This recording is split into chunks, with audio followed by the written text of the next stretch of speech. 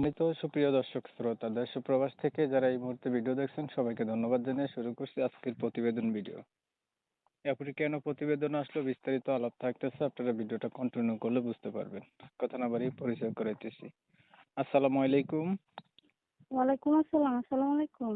ওয়ালাইকুম আসসালাম। ভালো আছেন ভাই? জি, আছি ভালো। আপু, প্রতিবেদনে আসার কারণ কি ছিল?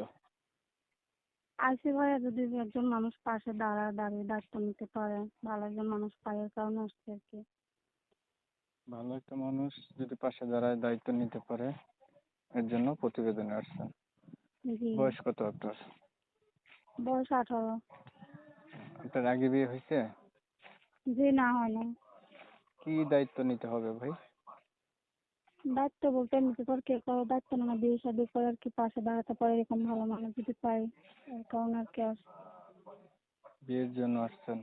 পরিবারে আছে জি, কে কে আপনার? আছে আম্মু আছে, ছোট একটা ভাই আছে। বাবা নাই? মা বউ ছোট থাকতে আলাদা হয়ে গেছে আর কি, আলাদা থাকে। কি করেন আপনি? আমি টেইলারি কাজ করেছিলাম, মেশিনের কাজ করি। বিয়ে শাদী হয়নি না?